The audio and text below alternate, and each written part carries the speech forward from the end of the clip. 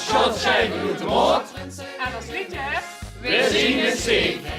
In steek kwam het langs van door op links. Zing in hand van ogen wat een dichte mist. Ik vond de mist. Nou, wij vingen als hoofdgeweld dat Jan met Marion dat verdient. Dat die al jaren met ons met hebben gedaan met de hoofdgeweld. Ik heb ze weer bij me, de kaartjes voor het PNM Liedjesfestival. We staan voor bij het huis van Jan Joosten. Kom maar mee.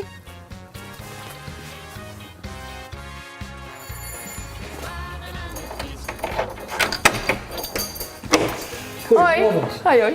We zijn van All You Need Is Vastelavond en we zijn op zoek naar Jan Joosten. Dan hebben jullie die gevonden. Nou, mogen we binnenkomen? Ja, natuurlijk, van net. Dank je. Maar Jan heeft dit jaar dus met Jos niet meegedaan. Jan heeft ook jaren in de jury gezeten van PNM. En Marion, die stond ook altijd voor uit te kijken. Dus aan te moedigen. Nou, er zijn een aantal mensen uit het dorp hier die jullie heel graag een leuke avond willen bezorgen in 2019. Oké. En het heeft te maken met de vastelavond. Ja, goed, dan heb je wel ideeën natuurlijk. Zoals? Dan iets van even klein beetje draaien. Dan zal dat te maken hebben met de liedjesmiddag, liedjesavond eigenlijk in PNM, liedjesmiddag in Koningslust. Klopt. Waar ik een aantal jaren mee bezig ben geweest. Dit jaar niet, door drukke andere dingen. Oké. Dus daar zal dan wel de oorzaak liggen. Ja, dat klopt. Helemaal klopt. Klopt helemaal.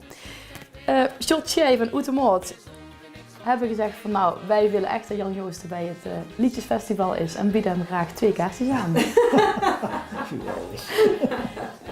Maar Jan is ook nog altijd bij ons bij die hoofdkapel.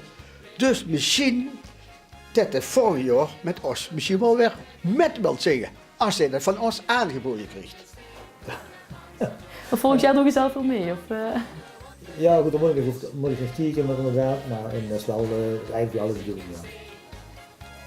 Dus staan je er ook extra voor? Ja, daar komen we extra voor. Geweldig. Precies. Leuk. Ja. Kei leuk. Kei bedankt. we wensen u een geweldige start van 2019. En tot Tot 12 de januari. op het PNM Liedjesfestival.